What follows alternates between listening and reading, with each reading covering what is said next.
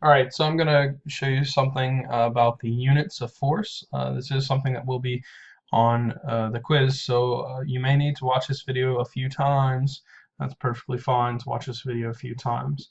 But I wanted to talk about the units of force. So in our assignments and in our reading, we've seen that the unit of force, and you'll have to pre-apologize, I'm drawing with a mouse, which is pretty hard to do, but our unit of force that we've been using is the Newton, named after obviously Isaac Newton, who's one of the first physicists to really um, quantize and come up with rules and laws of forces.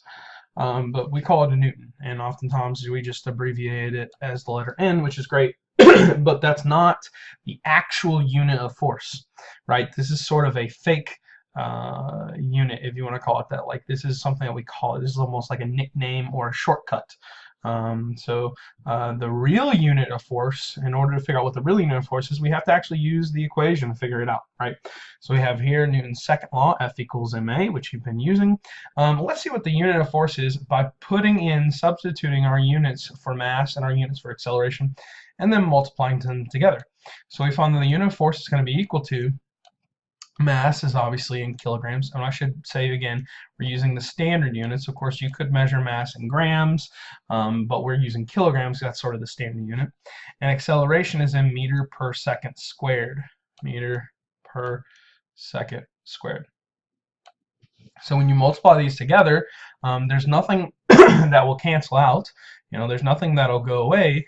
So when you multiply it, it's just the force is going to be equal to kilogram meter per second squared.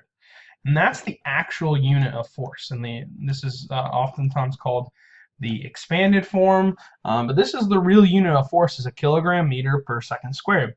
And you can think of a force of 1 Newton being the amount of force needed to accelerate an object that has 1 kilogram, an acceleration of 1 meter per second squared. That's kind of the definition of a Newton. So instead of saying kilogram meter per second squared every time, it's a lot to say, we just kind of abbreviate this, right? So instead of saying every time, we call it a Newton. So Newton is sort of the abbreviation, sort of like the nickname of the unit of force, right? Give you an example. My son's name is Theodore, right? But we often call him Teddy, is sort of a nickname. It's a shorter version than saying the whole thing. Same thing here. Kilogram meter per second squared is a Newton, but this is the actual unit of force. And this is our sort of nickname shortcut unit for it. So hope that cleared things, or make things clear there. Let me know if you have questions though.